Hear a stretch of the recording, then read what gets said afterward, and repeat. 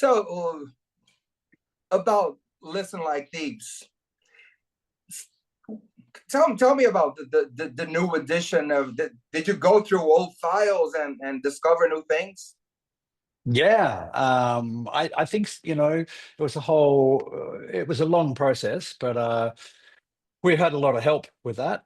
Giles Martin, of course, who has remixed the album, and a whole team of people really. But um, it's where to start. I don't know. I mean, probably a decade ago, we started transferring all the old tapes to digital format, and it's a pretty costly process, but amongst all of that, Giles found a bunch of outtakes and things like that, and then we always had B-sides that we did for singles that were just individual band members on days off working in the studio doing their own little kind of Uh, thing.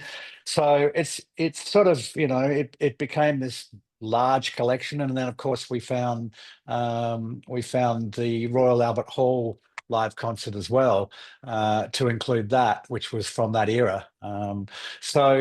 Yeah, it's great, and especially the outtakes I find really fascinating because um, we didn't we didn't keep a lot of those sorts of things because tape was expensive back then, and of you'd course. go over all with the next song you'd go over takes you didn't want to use, and so you limit the amount of tape.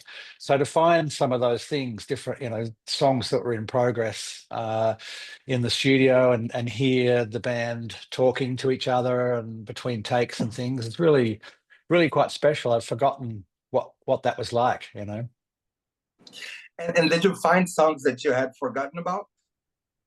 Not really. We never we were very, the words frugal I would use. We were very, we never really had too many songs left over, and if we did, we'd do something with them eventually.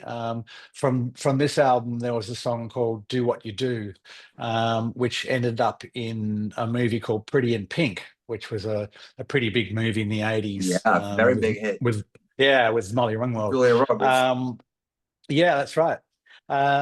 So yeah, we didn't have a lot of leftovers, because we just picked the songs that we wanted to record, and that's what we did. But invariably, there'd be one, maybe two songs left over that didn't make the album. So yeah, it's all there is. And listening to the record now, do you think there were things that could be improved? How do you improve a record like that, such a big hit? Yeah, yeah, I'd not really thought about that before. Because you do all the improving at the time when you're making the record, and then you reach a point where you go, it's finished. Like a piece, it's like a piece of art. You probably wouldn't go back and paint a horse, in the landscape that wasn't there. Right, My dad used to do that actually, but he did. but he used to add to paintings, not his paintings. But I think it's hard to think of them in different ways. But then in saying that, in I think 2010, around 2010, we actually recorded a new album. We called it Original Sin, but it was we reinvented a whole lot of our songs and got different singers to sing on it. So that was really interesting to try and pull apart, songs that we had performed live thousands of times and Mhm. listened to thousands of times, pull them apart and then try and turn them into something else. Um, I think a lot of it was really good. A lot of it worked. Some maybe not so much, but uh, the original songs, you kind of live with them for so long. It's hard to think of them in a different way. Yeah. And when listening to the new album, did you like go back to 40 years ago to the time when you were recording? How were those memories? Yeah, oh, definitely. It's it was. a great process work because it was the first album we worked with Chris Thomas, who, worked with a lot of bands that we grew up listening to, like Roxy Music and, of course, the Sex Pistols and Pretenders and all sorts of great bands that he produced. So working with him was really a little daunting at first because he's sort of the big producer guy and we're Yeah. just a bunch of lads from Australia, but it was a lot of fun. He kind of he's a very old school producer that tries to draw the best performance out of you. It's very classic kind of producer process, and he was really great at that. And what he did that sort of changed our recording process was he wanted us to all perform together as a band. So most of the songs on the album were recorded as if we were performing them live. So he made us before the record rehearse up the demos and record them, just so that we had learned our parts and we could go into the studio and all perform together. Because he felt that we were very powerful live as a live performing band, but we hadn't really captured that on record. So that was the process he wanted to do to try and capture that Mhm. energy, that we used to have live. And was there any pressure at the time, like this is has to be the breakthrough record, which it was, but was there pressure about that? Yeah, always. I think every album, and I guess you want the album to do really well too, and to take you to more places in the world and bigger venues and all that sort of stuff. So there was, but I think there was more pressure probably on the following album, on the Kick album, because Okay. from Hmm. listen like these, we had a top five hit in a lot of countries around the world with the song "What You Need." Hmm. And so then it was like, oh, okay, well, we've had a top five hit in North America. Now we've got to do better than that. So I mean, there was always pressure, but we just loved performing together and making music together. It was really that simple. So you embraced the pressure. Mm. You take it on board and you just throw it out there. And the hit song that what you need, it came after you had the whole process done, right? Yeah, it was the last song. We'd overlooked it. Usually the beginning of an album, we would all sort of get together and listen to all the demos and start picking songs out. And for some, I think what you need was not a particularly developed demo. So that's possibly why we overlooked it initially. But then when we got to the end of the album, Chris Thomas felt that we still needed something. There was kind of something missing from the jigsaw puzzle, and so Tim, I think it was, as I recall, he brought that song up because he remembered it. He must have really really liked it, and so Chris Thomas, we all decided, yep, let's do that song. And we normally had weekends off. Chris Thomas was like 5 days a week, weekends off, 5 days, Old school. like yeah, like an office job. So he made us go in on that, second last weekend, and rehearse the song. And of course, Michael hadn't written a melody or lyrics for it at that point, so we rehearsed all weekend, and then the following Monday went into the studio again and recorded it properly. And yeah, it was quite a different song, really. It stands out a bit differently from the rest of the album because I think it's really the first time we properly fused funk with rock, and that actually ended up becoming a big part of our sound for the future. Um, so it kind of it sort of stands out in some ways on the album because it's quite different than the rest of the songs on the record. And do you have any other favorites? Um, Yeah, I actually really like Same Direction. And that was an interesting song to record because for whatever reason, when we were tracking the music, the band side of it, Michael wasn't there. So we actually finished that song, the music side of it, without a vocal or without any lyrics. And then it wasn't until later on the mixing stage that Michael wrote his melody and the lyrics and that sort of thing. That was really unusual to like complete a song almost as an instrumental. And then Michael had to then come in and put a vocal on it, sort of a melody and lyrics.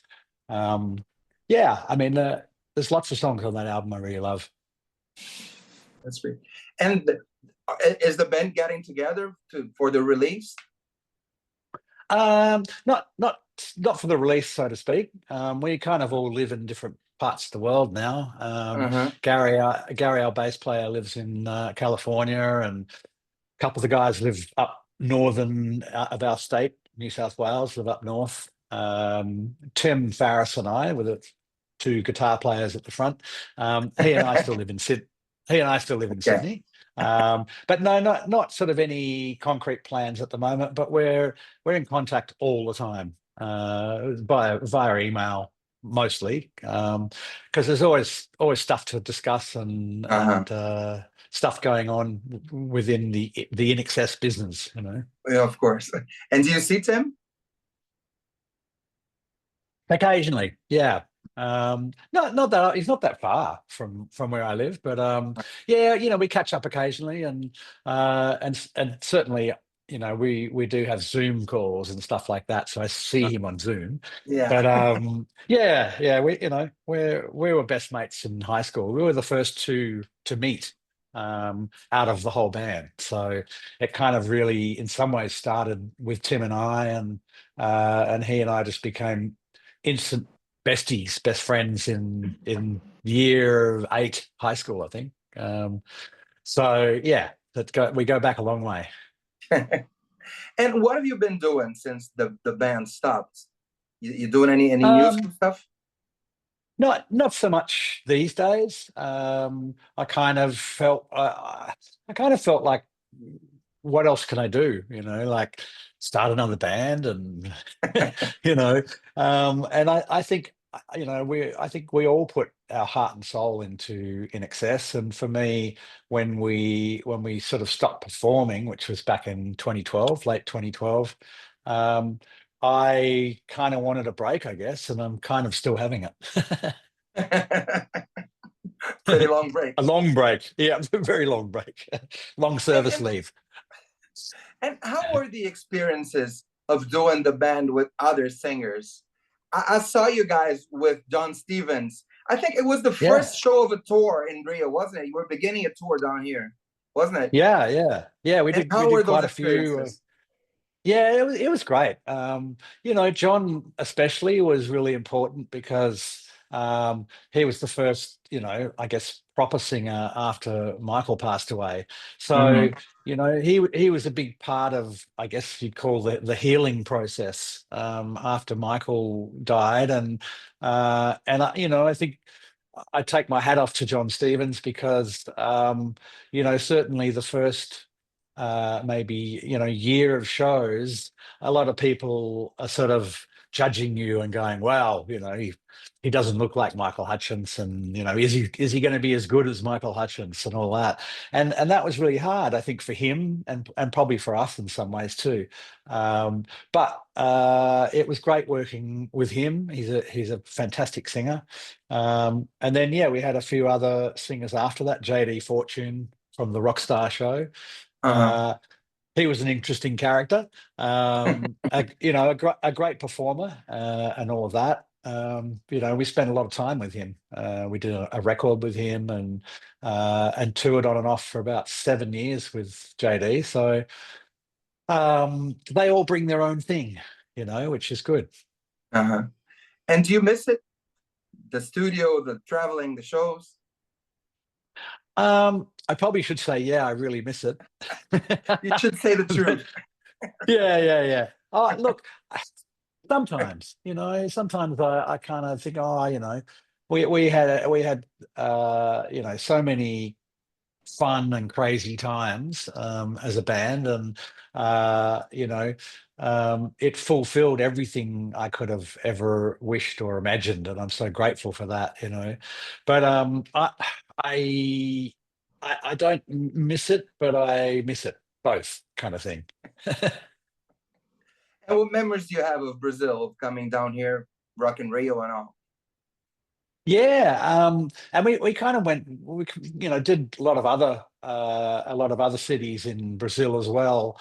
I do remember going to lunch. I don't know what direction it was out of Rio, but we drove down the coast, and there was this restaurant kind of on the side of the road, but opposite a beach. And they had all these crazy birds, cockatoos, and Paris. parrots. Mm-hmm. Yeah, I think it's a very famous restaurant, seafood restaurant. But just remember that day really specifically for some reason, and I'll never forget that our security guy, Jeff, he was a good mate. He went for a swim in the beach and he lost his wedding ring. And he was devastated. He thought he was going to get killed by his wife because he That's lost his trouble. wedding ring. Yeah, yeah, yeah. Punishable by death. You come to Um, Brazil and lose your wedding ring. yeah, yeah, yeah. Not a good look. Yeah. But yeah, very great memories. There was a quarry we played in too. I don't know, is it Cordoba? Is that a city in Brazil? I can't remember. It's a long time ago. But anyway, there was a particular venue that was built in an old quarry, Curitiba. you know, yeah, that's it. Uh-huh. And you go down in an elevator down to at the back of the Yeah, stage, and yeah, yeah, that was insane, that place. Yeah. Lots of perfect. fun. Yeah, I imagine. Every time Yeah. I saw INXS, it was great when I saw you guys Oh, out. thank you.